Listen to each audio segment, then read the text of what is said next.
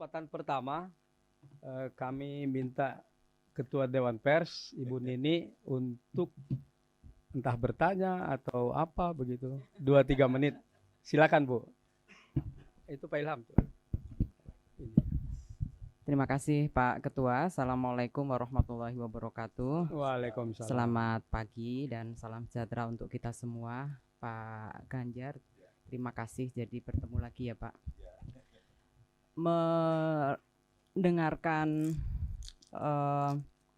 paparan yang singkat tapi clear soal demokrasi dan good governance dari Bapak, rasanya sudah tidak perlu dipertanyakan soal komitmen mengawal demokrasi pasca reformasi 98 ya, baik dari sisi regulasi dan proses penegakan hukumnya nanti kalau misalnya Bapak terpilih sebagai presiden.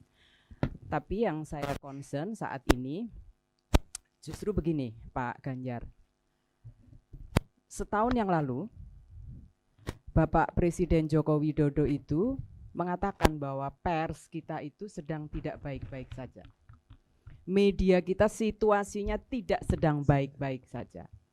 Saya ingin Pak Ganjar memberikan gambaran refleksi Bapak sebagai gubernur yang sekarang menjadi calon presiden. Sebenarnya situasi pers kita gimana ya Pak? Lalu kalau memang tidak baik-baik saja, apa komitmennya untuk mengubah menjadi baik-baik saja? Tapi kalau baik-baik saja ya sudah. Kenapa? Karena kalau John Locke bilang kan demokrasi itu ditentukan yang tadi Bapak sampaikan. Ada eksekutif, legislatif, yudikatif. Dan kita tahu semua pers adalah pilar keempat demokrasi. Jadi good governance nggak akan bisa jalan tanpa pers. Terima kasih. Langsung? Ya, silakan Pak. Enggak. Langsung aja tuh.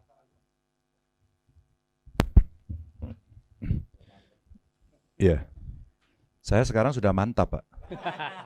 Maksudnya sudah pensiun jadi gubernur, makan tabungan. Pak Bintang paham. Bu Nini terima kasih. Pers sedang baik-baik saja tidak? Tidak. Ada dua hal yang tidak baik dari pers pada hari ini. Satu, bisnisnya. Tadi itu Pak. Ya. Bisnisnya sekarang sedang mengalami perubahan. Disrupsi di pers sekarang terjadi. Dari yang konvensional menuju digital. Konvensionalnya mulai ditinggalkan, digitalnya belum 100%. Secara bisnis nggak bagus Pak. Ini belum baik-baik Bu, secara bisnis. Dan banyak yang bangkrut, lalu ada yang muncul yang baru. Nah PBI punya PR. Yang muncul baru yang online ini bagaimana kita melakukan kontrol. Maaf dengan segala hormat, banyak sekali yang bagus muncul dan di belakangnya kita cek, kalau saya nih sebagai pembaca begitu, ya jelas bagus lah, wartawannya kredibel. Tapi saya menemukan wartawannya ini ada perangkat desa, maaf. Ya di kampung Pak. Saya menemukan dia, maaf, dia kemarin kerja di satu organisasi masyarakat. Tiba-tiba jadi wartawan, dia tulis saja. Motifnya macam-macam. Saya pernah diingatkan oleh wartawan senior, Mas Ganjar kalau sama pers daerah, Mbok, jangan begitu, Mas. Kami ini sudah tiap hari bicara, kami mau lapor kepada siapa kalau ada yang seperti itu. Tidak mau mengkonfirmasi. Boleh sih kalau mau bertanya itu dibiasakan, saya Ganjar dari PBI Pusat. Maksudnya medianya PBI Pusat, pura-pura begitu. Saya Ganjar Pranowo izin bertanya dari media PBI. Clear. Narasumber akan tahu. Tapi kalau enggak terus ditembak gini. Pak terkait dengan seperti itu bagaimana Pak? Nadamu saja, buat kami tidak. Saya narasumber, boleh dong. Wah saya dimarahi. Lalu saya sampaikan pada wartawan senior itu Bu. Motif dia saya tahu mau apa. Ini pahit tapi saya ceritakan loh. Dan saya sudah tahu pemiliknya siapa. Ternyata pemiliknya PNS. Sangat tidak etis. Pak Ganjar mau balas nggak? Enggak. Tapi saya mau edukasi dia. Apakah saya anti? Saya tidak. Saya tidak anti. Tapi ketika kemudian publik harus tahu banyak berita dari narasumber, mestinya juga ditampilkan dengan fair. Ada data, ada fakta, dan ada cover both side, menurut saya. Jadi dari sisi bisnis, Bu, ketika tidak baik-baik saja, orang menyampaikan itu. Hari ini menjelang pemilihan banyak sekali. Saya tidak berani mengatakan abal-abal, tapi karena dicari ada. Tapi ketika kita lihat redaksinya, maaf Bapak Ibu, ya tidak begitu. Sedangkan yang kredibel dengan susah payah menjalankan itu. Susah payah loh menjalankan itu. Akhirnya ya, kita harus melakukan kritik untuk kritik. Nah, siapa yang siap dikritik dan siapa tidak siap? Itu berat ternyata. Nah, seringkali kami sampaikan kepada mereka, kenapa sih pertanyaanmu selalu ingin yang sangar, selalu yang kontroversial? Katanya kalau good news nggak menarik. Baik. Begitu. Jadi disitulah kemudian menurut saya perbaikan-perbaikan itu seperti itu, dan saya melihat hari ini lagi ada transisi. PWI, masyarakat jurnalistik menjadi begitu penting. Pemerintah perlu berpartner untuk membantu. Saya terus terang saja. Maaf dengan segala hormat saya. Ketika awal saya jadi gubernur, tiap hari orang keluar masuk di humas saya ngambilin amplop. Ini tidak sehat, saya hentikan. Saya diajar 1,5 tahun. Saya pertaruhkan. Setelah itu saya buka, bagaimana caranya agar ini menjadi legal dan kemudian tidak lagi dengan gaya yang nanti seolah-olah saling peras atau saling hindar. Apa yang bisa dilakukan? Ternyata ada kerjasama. Kerjasama. Maka kita punya sama-sama, kalau istilah saya, sama-sama punya perasaan. Itu Bung Timbo. Perasaan. Nah, dari situlah selama masa transisi yang belum baik-baik saja inilah kadang-kadang memang perlu dialog bagaimana membuat ini jauh lebih mapan. Kira-kira seperti itu, Bu. Ya interchangeable, Bu. Dari sini meminta seperti ini, kalau ke sini itu maksudnya pemerintah. Dari PWI, dari masyarakat, media kepada pemerintah, pemerintah bisa mengatur. Aturannya adalah menggunakan ya toolsnya apa? Ya social tools. Social tools untuk bisa re-engineeringnya apa? Ya aturan gitu. Maka aturanlah yang mesti dinamis mengikuti ketentuan yang seperti sekarang ini. Begitu. Baik, yang kedua ketua dan penasehat ini. Silakan Pak Ilham.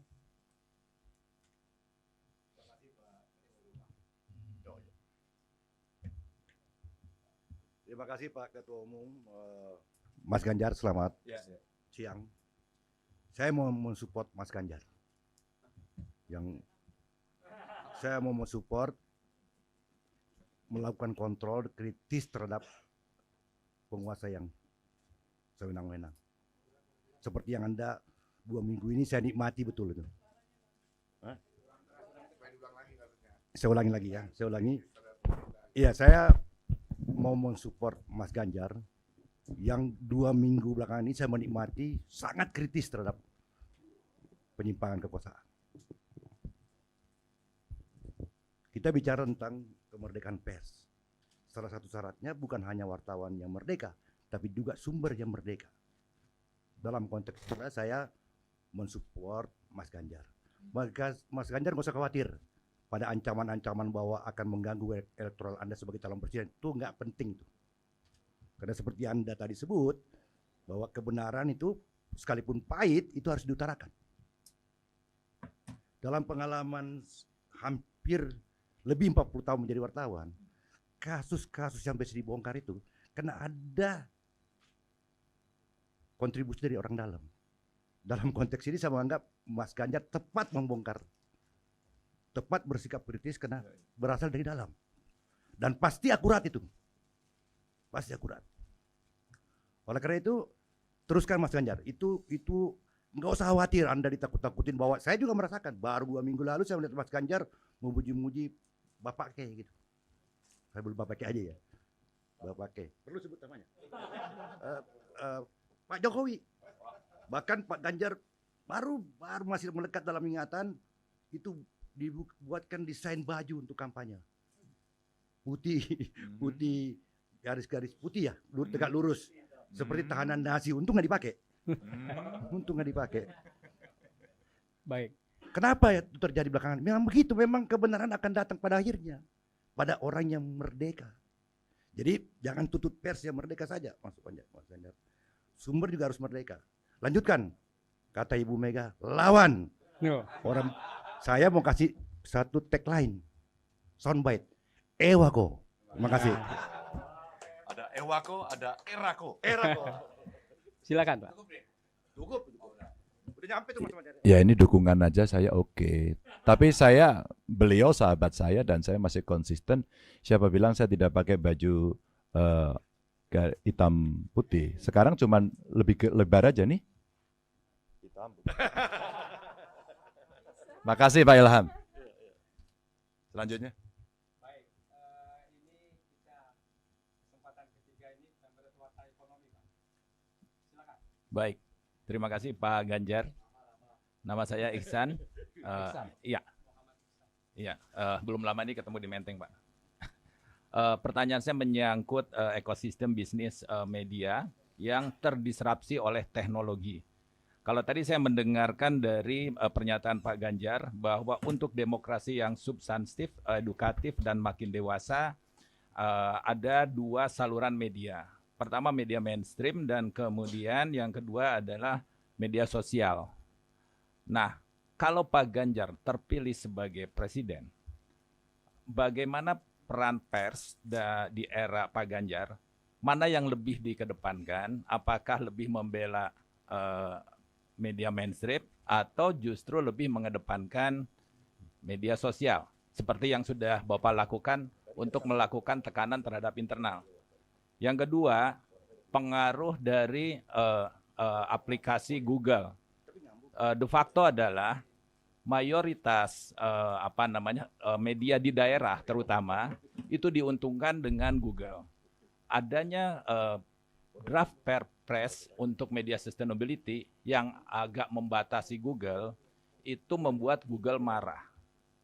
Kalau Pak Ganjar jadi presiden, apakah akan menandatangani media sustainability yang sampai sekarang masih belum ditandatangani karena ada dua perbedaan pendapat ini yang akan membuat media lebih teratur, lebih terkontrol, tapi di daerah justru mungkin akan lebih bahasanya mungkin saya ngambil dari yang sudah disampaikan salah satu ketua asosiasi daerah, lebih terzolimi karena kemudian berita-berita yang heboh, yang mungkin kurang berkualitas tapi banyak dibaca, itu kan problemnya. Itu yang gitu. Jadi itu dua itu Pak. Yang pertama saya ulangi, kecenderungan Bapak nanti lebih ke media mainstream atau media Google karena media sosial akibat dari disrupsi teknologi. Yang kedua mengenai peran Google. Terima kasih banyak. Silakan, Pak. Makasih Pak Iksan. Ya harus media mainstream dong. Mainstream itu aturannya ada. Dan yang harus duduk, harus bicara di sana itu punya syarat. Media sosial syaratnya akun kok. Justru hari ini PR besar negara, pemerintah adalah mengedukasi publik.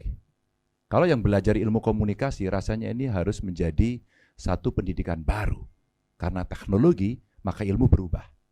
Sekarang orang atas dasar kebebasan berpendapat, kan saya tidak bisa memaki Pak Iksan karena tidak suka. Nggak boleh dong. Berekspresi adalah hak asasi. Tapi memaki bisa menerjang hak asasi orang. Karena ada kewajiban asasi di situ, nggak boleh. Maka dengan perkembangan ini, ilmu baru mesti menjelaskan dan mengedukasi kepada publik. Nggak boleh. Kalau perlu memotong sebuah statement yang kemudian menjadi sangat kontroversial, menurut saya harus dikenakan sanksi.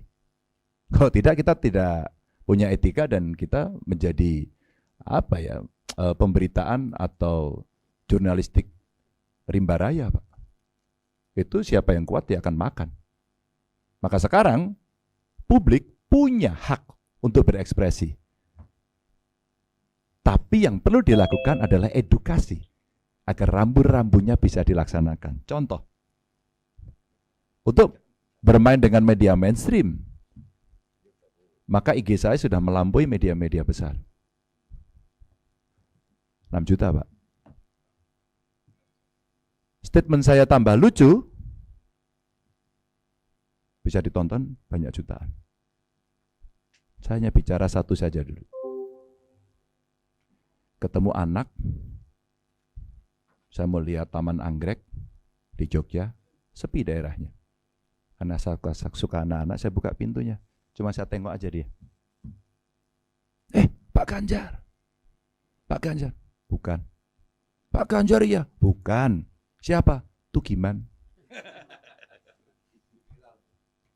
70 juta yang nonton. Apa yang mau saya ceritakan? Ganjar gimmick banget. Anda salah. Satu, edukasi saya adalah saya ketemu anak itu anak kita. Sapalah dia, jangan hanya orang tua. Dia ketakutan dalam ekosistemnya, kadang-kadang kena bully. Orang tua butuh perhatian. Anda saja yang terlalu politiking. Dan akhirnya dipanggil kemana-mana, tuh gimana. Di Merauke anak SD tiba, Pak Ganjar. Anak SD. Dan belum punya hak suara dia. Sayang juga sebenarnya. Tapi saya mau sampaikan bahwa saya punya perhatian anak-anak. Maka ketika kemudian media mainstream, menurut bacaan saya, tidak terlalu intens dengan maunya saya. Intens maunya saya, nggak boleh juga ya. Apa yang menjadi pikiran saya kok tidak ada di media itu, maka apa yang saya lakukan? Saya memproduksi sendiri dengan gaya saya sendiri. Maka ternyata itu mendapatkan respon dari masyarakat baik.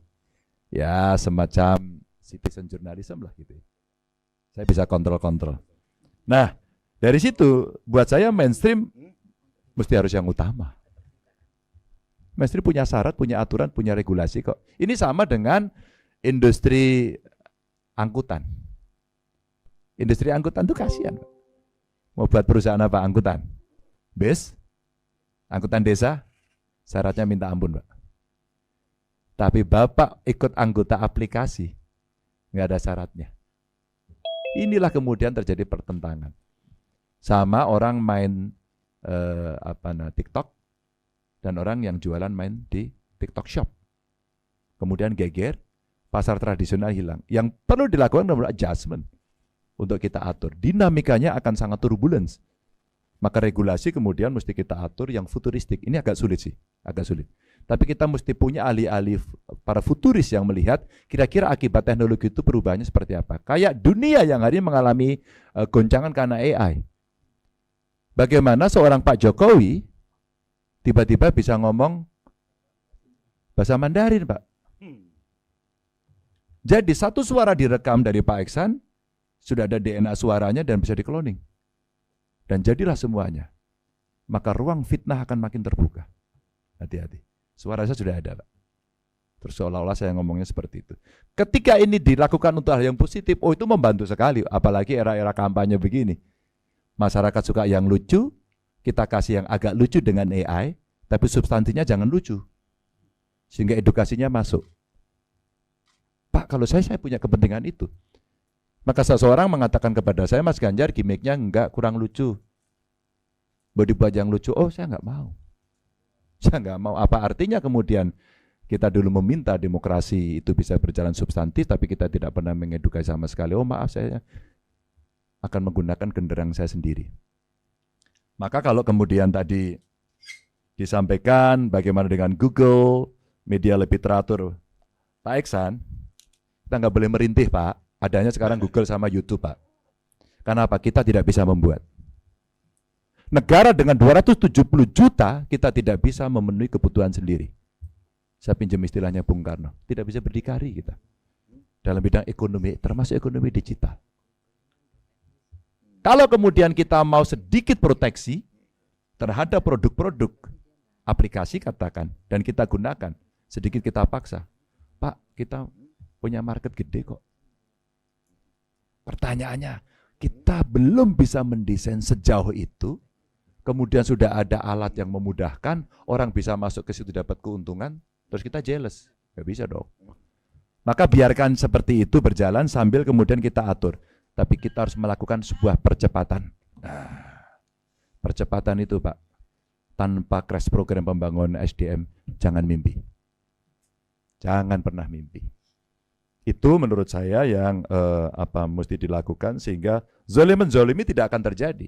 In fact, hari ini kondisi seperti itu, kita mesti merespon seperti apa. Tahapan-tahapan yang mau kita lakukan untuk perubahan, mesti kita buatkan konsensus, kesepakatan. Itulah hearing.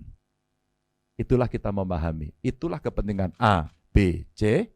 3 kelompok yang mesti disatukan. Interseksi inilah apa yang disebut sebagai konsensus building. Baru kemudian masuk regulasi. Tahapannya kira-kira begitu, Pak. Jadi agak hati-hati, tapi kita nggak boleh lama-lama. Itu. Kasih. Baik, sekarang kita beralih Pak ini ke Ketua PWI Aceh, Daring. Bang Nasir Nurdin. Oh, ini daring? Daring. Iya Pak. Oh, oke. 38 provinsi. Oh, saya tadi. Silakan Ya. Aceh, halo. Harus lebih berani Ya. lagi. Oke. Pak Diprovokasi Nasir Nurdin. Bang Ilham. Hebat kok. Halo, ada hambatan atau sulut? Silahkan Pak Foke Lontaan, PWI Sulut. Ya, Assalamualaikum. halo. Ya. Selamat siang. Ya, langsung saja ya. Selamat Siang, Pak Bung. Foke. Selamat siang, Pak Ketum. Terima kasih kesempatan ini, Pak Sekjen dan Pak Ketua Dewan Penasehat. Istimewa buat Pak Ganjar ya, yang hadir di kantor PWI Pusat. Saya sangat merasa bangga sekali. Kenapa? Jika Pak Ganjar ditetapkan menjadi calon presiden oleh salah satu parpol ya yang pemenang pemilu kemarin, saya sangat bangga ya. Ya, sangat bangga sekali. Nah, sebab kenapa di Sulawesi Utara ini itu parpolnya PDIP ya, itu menguasai semuanya untuk kepala daerah. Dari 15 kabupaten kota, 13-nya kepala daerahnya dari PDIP. Ya. Dan saya optimis pasti di Sulut bisa menang ya. Pak Langsung, Ganjar. barangkali apa? Pernyataan atau pertanyaan ini? Ini intro dulu Pak Ketum, minta maaf. Ya. Nah, kemungkinan ini Pak Ganjar sebagai capres ya. Tanggal 25 November kemarin 2023 itu sempat terjadi demo ya, demo di Kota Bitung. Kota Bitung atas imbas dari peristiwa di jalur Gaza. Nah, antara Israel sama Hamas ya. Nah, bagaimana kira-kira solusi yang dapat Pak Ganjar berikan untuk mencegah terjadinya konflik ya dari imbas tersebut, konflik di masyarakat atau konflik berkaitan dengan agama ini perlu karena ini selagi booming kan beritanya di berbagai media baik di daerah maupun di nasional. Tapi memang sampai sekarang kondisinya sudah kondusif. Semua sudah tokoh-tokoh agama sudah berkumpul, sudah ada doa bersama. Nah, ini ke depan solusinya seperti apa? Sebab kejadiannya di luar, jadinya di daerah. Nah, ini. Nah, gimana solusinya Pak Ganjar? Terima kasih. Terima kasih Pak Foke, silakan Pak. Pak Foke, terima kasih. Ada problem dunia, tapi kita sebagai warga dan bangsa Indonesia mesti punya kepentingan nasional, Pak. Jangan kita gegeran urusan dunia tapi lupa nasionalnya. Sama ketika anak-anak muda mengatakan kenapa kita berkelahi pada soal itu, sementara ada yang kelaparan kemarin di Papua. Maksud saya, inilah yang kemudian kita mesti, kalau zaman para senior ini sekolah dulu, yang lebih senior dibanding saya ada pelajaran civic kan? Civic. Kewarganegaraan. Sekarang PKN. Saya kira ini kewajiban yang mesti diberikan kepada anak-anak kita untuk bisa memilah dan memilih. Selebihnya, agar tidak terjadi itu apa ya? Intelijennya harus bekerja dong. Kalau kita tidak bisa melihat itu, tidak mengendus indikasi-indikasi itu untuk mencegah, ya akan terjadi seperti itu. Jadi janganlah kemudian kondisi-kondisi yang ada di luar itu membuat perpecahan di dalam. Jangan sampai kemudian komunitas, kelompok yang ada kita menjadi proksinya mereka dibalik. Karena urusan internasionalnya suka tidak suka, mau tidak mau mesti two state solutions gitu ya. Itu yang mesti dilakukan. Kan PBB juga nggak sanggup kok. Dunia sekarang sudah mengecam semuanya. Maka harus dilaksanakan. Saya komunikasi juga dengan dubes kita yang di banyak negara, dengan Menlu umpama kita tanya, atau dubes mereka yang ada di sini. Urusan internalnya Anda, termasuk partai-partai di Anda, kita hormati. Tapi urusan kemanusiaan yang menjadi concern kami. Pada titik itu kita mesti berhenti pada urusan kemanusiaan internasionalnya. Jangan kita menjadi proksinya mereka, Pak. Gitu. Dan kita di daerah mesti bisa mencegah. Dan saya terima kasih saya mengikuti jaga persatuan, jangan terpancing. Arena perangnya itu di sana, bukan di kita. Kita mesti berpikir untuk mensupport perdamaian mereka begitu. Baik, Aceh sudah siap? Baik, Jatim, Jawa Timur.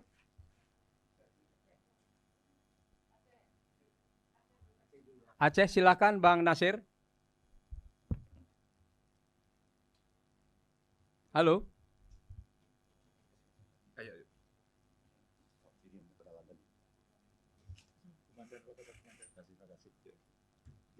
Halo. Ya. Ini ada Kita problem pindah ke telekomunikasi. Kalimantan Timur.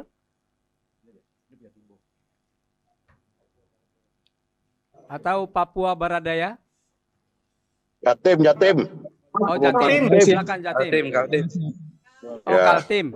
Kalimantan Ya, Timur, Kaltim. silakan. Ya, baik, singkat saja Pak Ganjar, terima kasih atas kesempatan diberikan. Kami dari Kalimantan Timur tentu sangat berkepentingan terhadap jadinya ibu kota negara, Pak. Nah, nanti ketika Bapak terpilih jadi presiden, pertanyaan singkat. Apakah ini berlanjut IKN ini atau bagaimana, Pak? Karena kalau tidak berlanjut juga khawatir nanti, Pak, akan menjadi Lanjut. monumen purbakala. Mungkin itu, Pak, singkat aja, makasih. Ya, pertanyaan Anda belum selesai, langsung saja jawab. Lanjut. Baik. Jadi dijawab lanjut ya, IKN ya. Siap, Oke. siap. Baik, sekarang Jawa Timur, silakan. Ya, mohon maaf di mobil Pak Ganjar. Halo, dengar ya suara saya? Oh, dengar bagus sekali, wajahnya Ini. Bapak aja Ini, Pak. bagus. Lagi Suaranya takziah, bagus, Mas, ke Pak, Mas Edi kayak Rumpoko. penyanyi dangdut. Lagi taksiah ke Mas Edi Rumpoko. Oh, Mas Edi, oh iya, tadi dikasih tahu ya, Derek Belo Sungkowo ya. Iya, Monggo. ya. Oke, Mas Ganjar saya ikuti tadi bagus jawabannya. Cuman perlu ada komitmen yang tegas gitu ya terhadap penegakan hukum.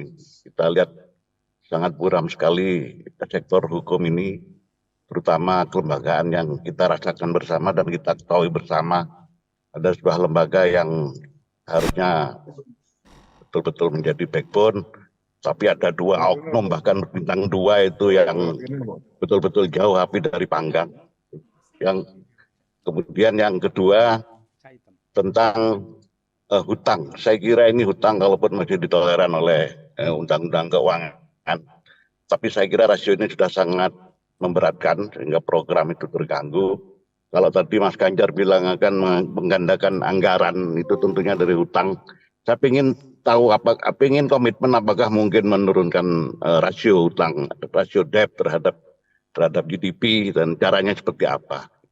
Kemudian yang terakhir, yang ketiga, saya kira teori tentang reformasi birokrasi itu sudah banyak. Tapi jangan salah, birokrasi kita yang terlalu besar dan di masing-masing daerah pasca otonomi itu punya birokrasi sendiri. Ada 514 birokrasi kabupaten kota, 38 birokrasi provinsi.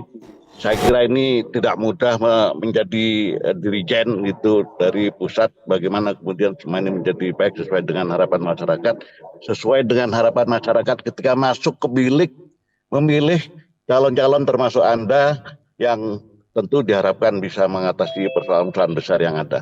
Silakan Pak Ganjar. Terima kasih. Terima kasih, Cak Item. Caitem, terima kasih. Pertanyaan pertama soal tadi komitmen penegakan hukum. Saya berbahagia karena mendapatkan capres Pak Mahfud. Cawapresnya pasangan saya adalah Pak Mahfud. Saya senang sekali karena beliau punya pengalaman yang cukup lengkap. Keberaniannya oke. Bahkan dalam sebuah pemaparan saya sampaikan, Pak Ganjar, apakah Pak Mahfud akan menjadi ban serep saja? Wah, semangatnya aja menggelora. Kalau dia membantu presiden dan punya spesifikasi, maka pekerjaan soal reformasi hukum akan meringankan saya. Dan itu akan menjadi tugas pokok yang bisa kita berikan kepada beliau malah. Itu Cak Itam. Sehingga cerita komitmen adalah 3 yang saya sampaikan tadi. Kalau regulasi sudah baik, sistem kelembagaannya sudah baik, maka memilih aktornya. Yang terakhir tidak gampang. Yang terakhir tidak gampang. Semua selalu melihat fit and proper test, tapi hasilnya kadang-kadang mak pleketus, nah gitu. Itu bahasa Indonesianya apa coba? Hati-hati hasilnya ya ambiar gitu. Nah itu yang terjadi. Kalau soal komitmen yang bisa diberikan adalah Anda punya track record di situ enggak? Itu aja. Kalau Anda tidak punya track record di situ, maka orang akan menyaksikan. Maka cerita saya di dalam reform birokrasi, termasuk menegakkan hukum, bagaimana memberantas korupsi itu kita tunjukkan saja. 10 tahun. Itu boleh dilihat untuk sebuah pertimbangan. Sehingga para pemilih nantinya, hai pemilih, tanyakan kepada calonmu. Jangan biarkan kamu menentukan karena hanya kesukaan pada 1-2 subsektor yang kamu tangkap saja. Tanyakan. Itulah kekritisan yang kemudian perlu ada dan kenapa kemudian para calon juga diundang kepada lembaga-lembaga antara seperti PWI ini. Kan pengen tahu. Untuk mengetahui orang kan tidak bisa pakai telepati. Harus dengan diskusi kan? Harus ngomong kan? Harus bicara, disampaikan, tunjukkan, di debat kemudian orang akan percaya. Kira-kira seperti itu. Maka reformasi birokrasi memang tidak gampang. Tapi ya Cak Itam, ketika reform itu dibangun, maka mesti ada contoh, teladan yang diberikan. Tanpa itu omong kosong. Dan kenapa tadi saya bicara di depan juga, dinas-dinas mesti ada inovasi dan inovasi mereka mesti diperhatikan. Lalu apa diterapkan? Ceritanya Cak Itam, ketika kepala dinas saya sekolah, kelan dan sebagainya, selalu harus ada proyek perubahan. Lalu saya tentukan, proyek perubahan yang harus kamu buat adalah yang harus mereform di tempatmu berdasarkan keluhan masyarakat. Dan pengujinya salah satunya adalah gubernur. Saya ingin menunjukkan evidence base agar kemudian bisa yakin. Teorinya banyak, teori banyak, Bung. Tapi otonomi banyak, itu yang dituntut reformasi, jangan dibalikkan lagi loh. Maka kapasitas yang harus didorong. Maka Kemdagri umpama dalam konteks pembinaan, setiap kepala daerah terpilih, sekolah dulu. Sekolah dulu. Itu cara yang ada. Tapi hari ini percayalah, pasca COVID itu, driving force yang diberikan oleh pusat itu ditaati itu sama daerah. Anggaran digunakan untuk ini, rambu-rambunya ini, gak ada yang berani nerjang kok. Dan itu etik birokrasi juga. Jadi saya sangat percaya sekali kalau kita bisa memberikan contoh. Nah, berkaitan rasio hutang saya sepakat. Tapi kita jangan bicara hutangnya dong. Kenapa kita tidak berpikir menaikkan pendapatan? Pak Ganjar mau buat ini ada duitnya enggak? Loh, duitnya kita cari dong. Duitnya kita cari. Maka orang menanyakan, Pak Ganjar, yang lain pertumbuhan ekonominya 5,5, 6, Bapak kok 7? Loh, kalau kita tidak 7, kita masuk middle income trap loh ini. Tapi itu syaratnya berat. Loh, besok itu nggak ada yang ringan. Maka kalau effort kita biasa-biasa saja, ya kita gini-gini terus. Maka effort kita mesti luar biasa. Maka saya katakan, income kita salah satu dari mana? Pajak. Pajaknya dipermudah dong. Dan jangan dikorup. Menjadi pertanyaan diskusi kami adalah, apakah tidak diperlukan lembaga, badan pendapatan nasional di bawah presiden? Clear.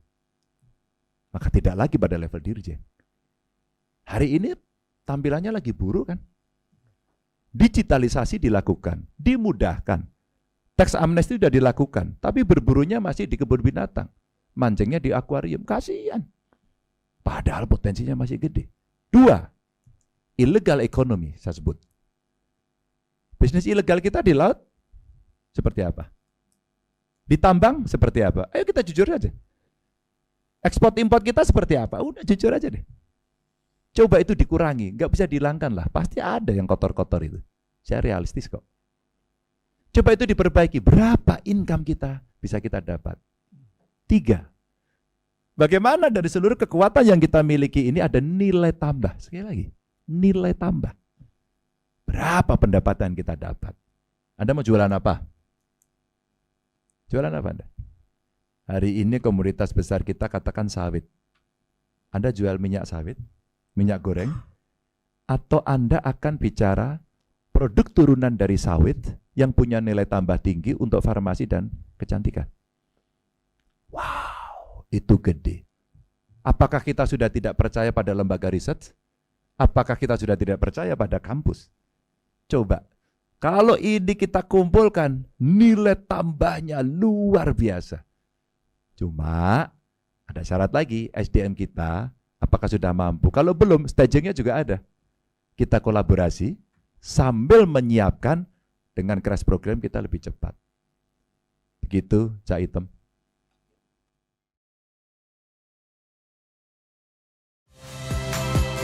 Saya Nitya Anissa, saksikan program-program Kompas TV melalui siaran digital, pay TV, dan media streaming lainnya. Kompas TV, independen, terpercaya.